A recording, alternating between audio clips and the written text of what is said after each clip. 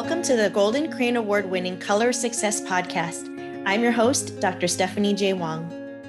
Oliver Chin is the founder of Immedium, a San Francisco-based independent publisher of multicultural children's picture books. Oliver enjoys inspiring students to read, write, draw, and create their own stories. He is the author of more than 20 books. The popular Tales from the Chinese Zodiac is one of the longest-running series featuring Asian American characters and the only English children's series on the Lunar New Year animals. Ideal for multicultural education, Awesome Asian Americans is an illustrated anthology on noted AAPIs authored by Oliver and Phil Amara, illustrated by Juan Calle.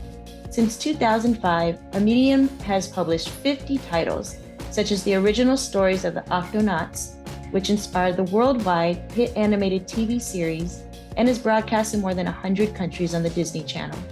The official adaptation of Just in Time also airs on Netflix. Oliver, thank you so much for joining me today on the show. Oh, thanks very much for having this on, Stephanie. We have all the books in the background, so I wanted to just jump right in. You graduated from Harvard, which is many Asian American caregivers' dream, and then went into a creative industry where, of course, it takes a lot of research and drawing, but how did your family respond to that? Well, ever since I was a child, drawing was my most favorite hobby. I drew on the wall, I drew on the carpet, I drew on the kitchen table. But as the youngest of 5 kids, I got a little bit more slack than my older brothers and sisters. But I loved the feedback I got from friends and classmates. So I kept doing it, and I got involved with other arts such as painting and ceramics. So as I got into high school, I watched my siblings go off and go to college and become professionals in law, dentistry, and finance. And I still didn't know what I wanted to do, but I followed my interest in school, and I learned more about communications and publishing, and decided to take a stab at it in New York City. And my parents are very supportive, even though publishing as a career isn't very lucrative when you're starting off. So their support was as much as I could have asked for. They wanted me to be happy. As a parent myself now, as my kids are now in college and going into college, you have to learn how to kind of let go of the reins and let them make their own decisions and become adults themselves. And so that's what my parents did with us. And I know, and you know from your own experience, that there's a lot of trial and error involved. And, it's an individual journey. And I'm glad that my parents saw it that way, and I think they were proud of me as to what I wanted to do. Yeah, my kids are a little bit younger than yours, but I definitely agree that just helping them find their identity and their interest is just so important. And they have different personalities, so they're going to gravitate towards different things. That's very true. So you can't really control them after they get to be teenagers. Oh boy, I know. I'm like thinking about that in trepidation. So we're not even going to go there yet. So you hop into the publishing world, artistic aspects. And so from your experience, what challenges have you faced and how have you coped with them? Yeah, so working for a variety of different companies, I decided to create Immedium as a publisher of children's picture books in 2005 in San Francisco. That was born out of a couple experiences professionally, and that's driven by it. There are a lot of barriers, I think, for people to tell Asian American stories, at least in the past. And the first one was representation within the industry, and the second one were gatekeepers in the industry and outside of it. So when I started in New York, I worked for the largest publisher in America, and I could count the number of Asians I saw in the hallway on one hand. Oh. And so there weren't very many Asians in positions of power who made decisions and could push for change within this company and within other of its competitors. So secondly, as far as ideas go, there are a lot of gatekeepers at all levels within book publishing specifically, and it's analogous to other things like film and television. And it's because these content producers didn't value making Asian stories for a number of reasons. They didn't care about Asian customers. They assumed that their audience, the mainstream audience, which weren't Asian, weren't interested in Asian stories and wouldn't pay for them. And since sort of the chicken and egg question that, there aren't very many Asian stories, so why should there be more? So Asians didn't appear as characters in all these forms of media. So that's what drove me to start my own publishing company, where I could greenlight ideas about AAPI characters and themes, as well as other ones which I thought were just cool. Like, I don't know if you've seen the Octonauts. It's so cute. And this is streaming now, right? Yeah, so that we did 4 books in 4 years, and then it inspired the TV show that a lot of people have seen on the Disney Channel, and now it's on Netflix. So, but when I started coming up with these ideas and getting them into the pipeline, independent bookstore owners and buyers were not Asian American. They're mainly Anglo, and they're older. They're 50, 60 years old, and they didn't watch the TV shows that you and your kids do. They didn't hang out with your friends and know what's hot among 5-year-olds. So they didn't really appreciate what we were trying to do, which was appeal to a new generation of kids and parents who are more multicultural and open to learning and enjoying things from a lot of different angles, like animation and comics.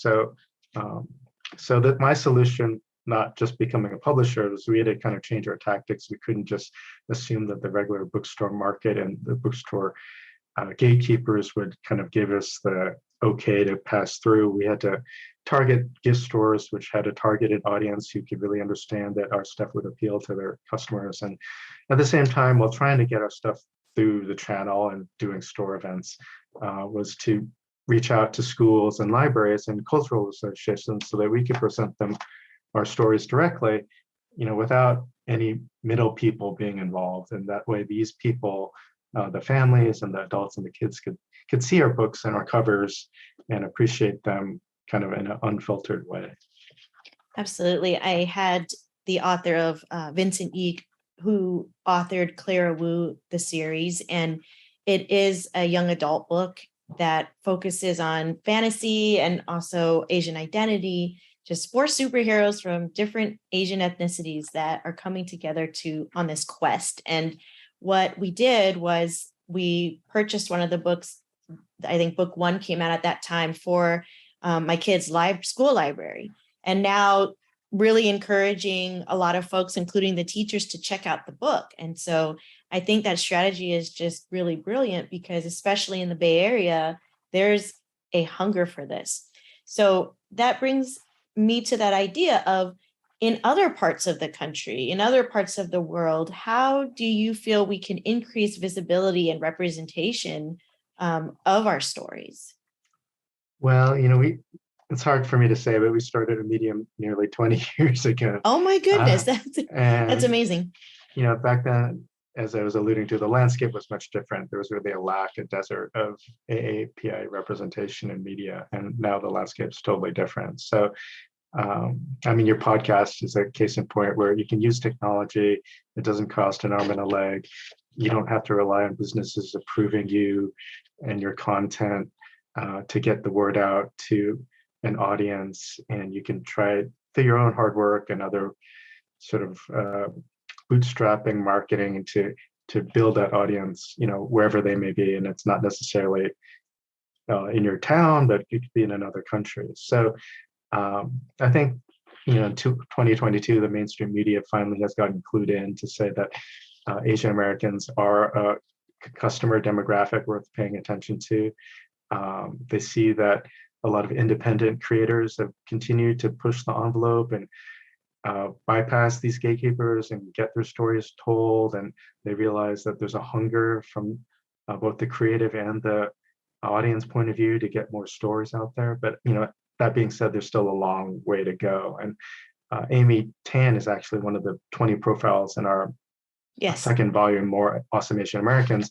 And, her breakthrough book, The Joy Luck Club, was the first mainstream American movie that had a predominantly Asian American cast. And so then we wait 25 years for the second one, which was Crazy Rich Asians. So that just shows you that the gears in Hollywood and these institutional industries run very slowly. And that's what's pushing uh, individuals like you and me to keep supporting Asian artists and projects and companies, but still be mindful that in the bigger world at large, we have to vote for political representation. We have to advocate for more honest and fair media coverage. And also at the same time, we have to watch our back as all these attacks are happening and defend our civil liberties. So there's really kind of no aspect of our lives that we can't keep standing up for ourselves. And like we talked about, your son is now a sophomore, and it's quite a bit to raise children, right? A lot of energy, a lot of money, a lot of talking. So how do you instill some of these values of continuing on our legacies as a collective, but also in our families? Well, we try to do it through our stories. That's the tack we've chosen. And one of the first series we did were about each of the animals of the Chinese New Year. Yeah. And so we've been fortunate that we were able to do one a year for 12 years and do all their individual stories. And even though these are for, elementary age children, the stories themselves are ones where the main character, whether it's a tiger or a dragon, they're not perfect. They don't have sort of pie in the sky existences. They run into problems. There's misunderstanding. Characters stereotype them. They're confronted with problems. And so in our stories, those protagonists have to sort of size themselves up and look at the landscape and see that, they have to actually figure out who they are and then really push themselves to try to figure out what they want to do and how to kind of affect change in their own little way. And from that beginning, we think that kids, no matter what their background are, if it's a boy or a girl or from any ethnicity, that's a universal experience that they all can appreciate and understand because they're living it. But it also, on another level, affects parents and how they interact with their children because they've had a different number of decades of experience of dealing with these analogous issues of racism and prejudice of various sorts. And if you can be prejudiced against a snake, you definitely understand how that feels as an Asian American. So we want to sort of address kids where they are and the issues that they have to deal with growing up, but also at the same time use those analogies to hit home for parents on a different level of meaning. And from that beginning, we've been able to kind of try to pack in a little bit more of a message each time and do it in different ways. And that's led up to us moving more into nonfiction with the last few books that we've been doing. Bullying is huge. And now with cyberbullying, social media, and obviously there's that intersection with racism and prejudice, there's such a huge impact on mental health. And I guess I'm wondering, how do you weave that into some of your stories in terms of people being able to cope mentally and have that resilience?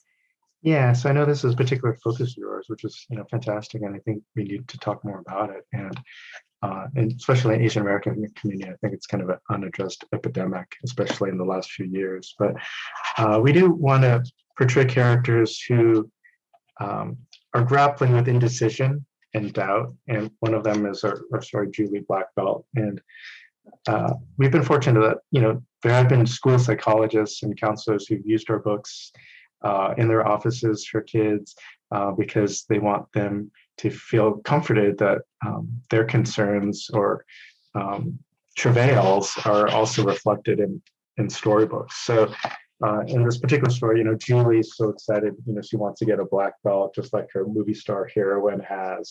And again, her path is not totally smooth. There are times when her dreams don't quite match reality, and that she's not necessarily the best student in class, and gets a whole bunch of bumps and bruises along the way. So we want it not to be totally realistic, but realistic in the sense that kids can imagine themselves in the shoes of the main character and vice versa, and that they can see how this character can grow even though there is adversity. And the solutions don't pop out of thin air, but sometimes someone has to work hard repeatedly and fail before they can actually get to a place where they feel comfortable in their own skin. That's true. And I think that dichotomy of failure versus success, we're really trying to bridge the gap, especially in mental health, right? Because someone may perceive something as a failure, and at the same time, it could be the pivotal moment in their life. And build yourself up for that resilience. Yeah, and sometimes failure just hurts because it sucks. So we don't It sucks. want to And acknowledging ignore that. Yeah. Yeah. So when it comes to taking that to the next level, that's what kind of inspired us to do the first volume of Awesome Asian Americans, the graphic novel that focuses on 10 women and 10 men. And through the lives of these real people, we see that they've gone through these same narrative arcs. And again, though they may be known for one degree or another of a celebrity or fame, they wouldn't have ever gotten to that point if they gave up. And that's not to say that every effort you do advances your life, but I think we try to use their stories as illustrative of a process where we can see and reflect our own lives through theirs and try not to give up ourselves. Yeah, and I think the point is that they aren't immune to having these struggles and having to cope with hardships, which is very important because a lot of people idolize celebrities or people that are well known in the community, and usually they've fought very hard and worked very hard to make their way through it. So the stories are so important. Yeah, so one is Helen Zia, who was known for prosecuting the in civil rights cases, that she's not a lawyer, but she, in the court of public opinion, the killers of Vincent Chen. And so even though you fight for something, that fight's never really over in a lot of cases. And that's why we're still talking about Vincent Chen decades and decades later, because we're still experiencing a lot of the same terrible crimes. Absolutely. Well, switching gears just a teeny bit, you started your own company, but any advice that you would have for someone who wanted to go into publishing children's books or the publishing world? Yeah, well, there are a lot of different jobs and departments in publishing, like there are in other fields. So it's a matter of, their particular interests and skills. And it's hard to give kind of a general blanket kind of cookie cutter wisdom about it. But I think for whatever they would be interested in doing, there's no a way to avoid doing the research and homework of looking at what is out there in the marketplace and the companies and the products that currently exist, and to see how, where you might fit in your niche and your idea. And I think beyond that, Immedium, we're always open to talking with writers and artists, and other companies are too. So now more than ever, people are able to get their ideas out there in ways which weren't in existence, 10, 20, 30 years ago. So I think if people are really passionate about creating a story and sharing it, that's really the genesis of really everything. Someone can have a fantastic story, but never get it out of their desk drawer. So the first step is really getting out there and seeing if someone's going to be responsive to it. And you mentioned Awesome Asian Americans, and the second volume's coming out soon. And I was reading through some of the stories, and it takes a lot of research to dig into some of these stories of maybe folks that aren't as well known or on people's radar. Can you tell me how you choose who to highlight and the process that it takes to put these stories together? Yeah, we use the same approach that we did with the first volume. So we did 20 people in the first and 20 people in the second, and we wanted to be balanced in as many ways as possible. So they're 10 women, they're 10 men. Their families come from hopefully more Asian countries than we had in the first book. All the people have a range of jobs, so we're not doing 10 actresses and 10 athletes. Some have passed away and others are still very young. And some are household names and some are people probably most people have never even heard about. So I think what we wanted to do is create a menu where if you look at the entirety of the list, that all have contributed to society in significant ways. And through that, they inspire us to do the same. So we don't want to include people who are just famous, but not very good people. Well, that's a good question. Like, how do you determine that, right? Because yeah, so we're not St. Peter's at the Holy Gates, but we want every story to have that sort of blend of drama and excitement, like every good story has. There's a central character who's going on a journey. It doesn't have to be a hero's journey like Joseph Campbell, but it has to be unique. And through that experience, yield lessons to them as well as to us. So if someone goes through their journey and they don't really understand the meaning of it themselves, that might be a red flag for us. So as you mentioned, we try to read as many sources as possible. And especially I've been fortunate to talk to some of the people ourselves to get that extra added insight, which we would have never gotten from someone else's interview. Mm-hmm. Yeah, for the stories, I mean, do you have to go to either a family member or the actual person to approve the story? How does that process work? Well, according to the First Amendment of our Constitution, there's freedom of speech. So unless there's a case of, people who say something which is factually not true, then there's certain problems with that. And we don't touch that with the 10-foot pole. So everything we do has been, double and triple sourced. So in certain cases, we have approached people through friends or family members just to get that level of connection, which we may not have gotten before. So a case in point was the first book, Tyra Swong, who was famous for being the lead artistic inspiration for Disney's movie Bambi. I actually knew his daughter who lived in Southern California, and I didn't even know that she was his daughter. So after learning that, I said, oh, wow. And then I had known her for more than a decade. And so I approached her and said, we'd like to include your father in our book. And he had passed away by that time. And she said, fine. And she talked with her sisters and they approved it. And they read the manuscript and they edited it and they added some other details to it. And so that level of kind of personal input is really invaluable. Yeah, and the memorialization of his story must have meant so much to them as well, and being a part of the process. Yeah, so I think, for us, it's been pretty important to do that outreach, and not every person who is in the book we were able to contact, but we tried our best. Absolutely. Well, you're talking about leveraging community. What do you feel are ways that we can continue to support the Asian American community, and especially given all the attacks that have been going on?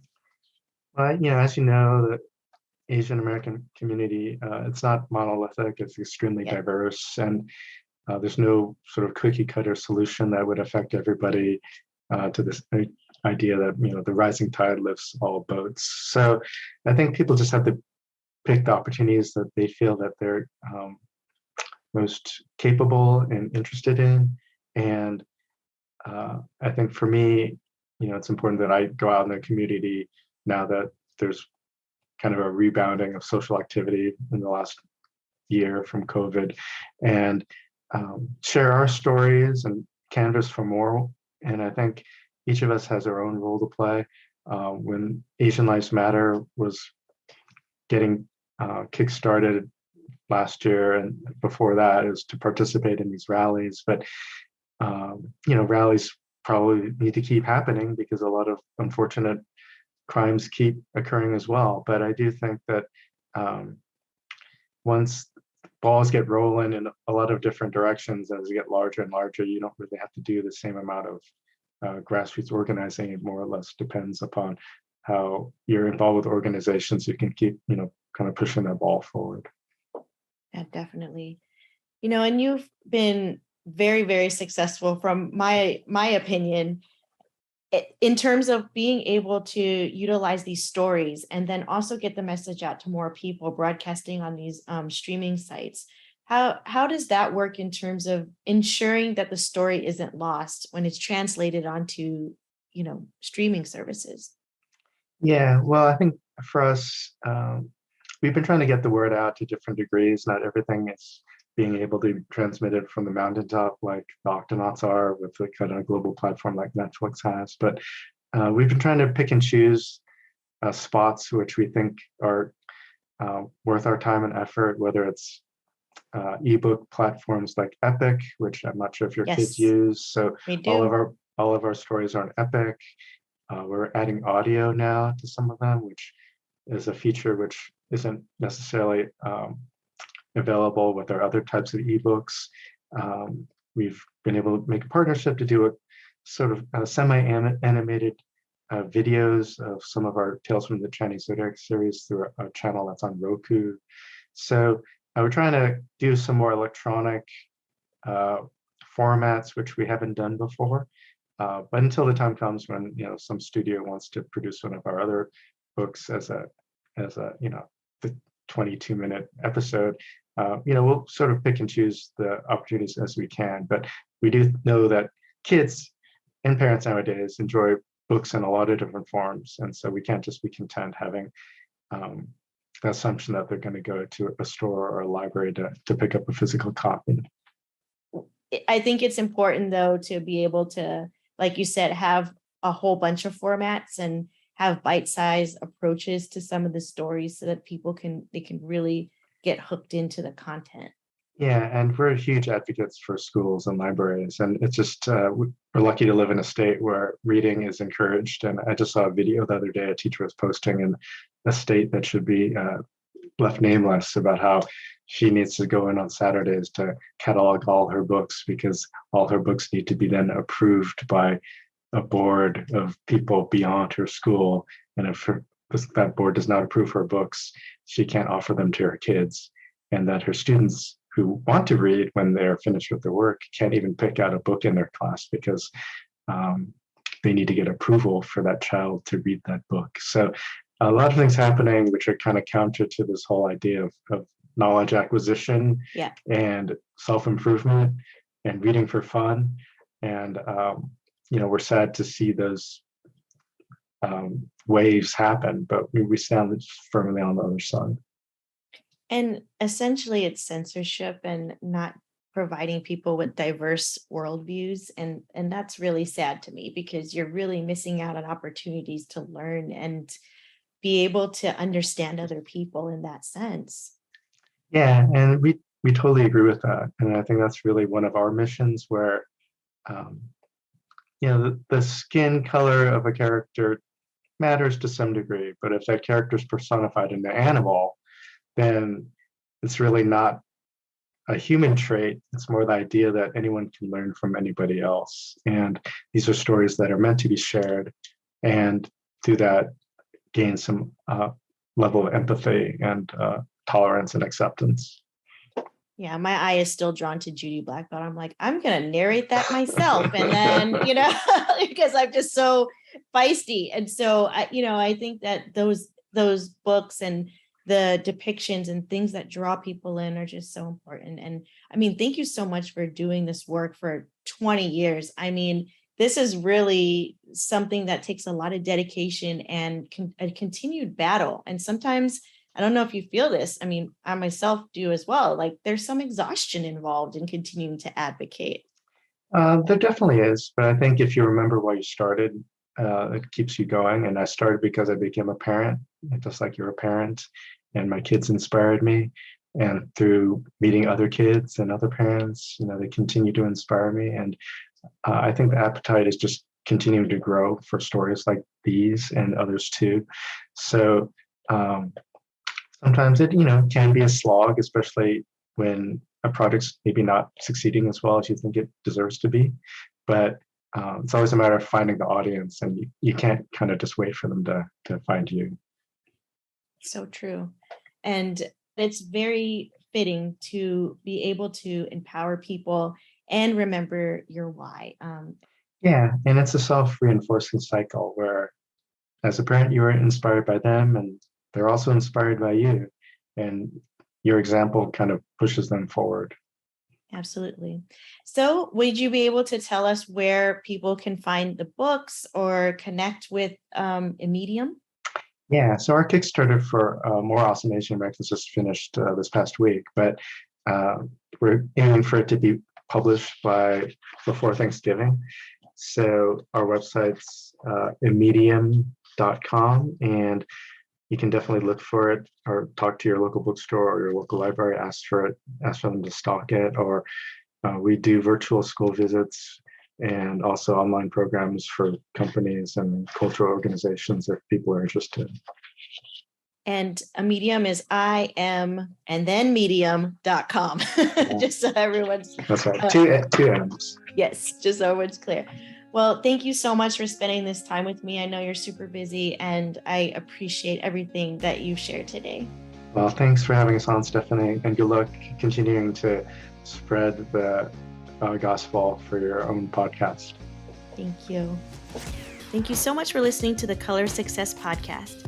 Listen, like, subscribe on all major streaming platforms, YouTube, IG, and if you want exclusive content, you can join our Patreon.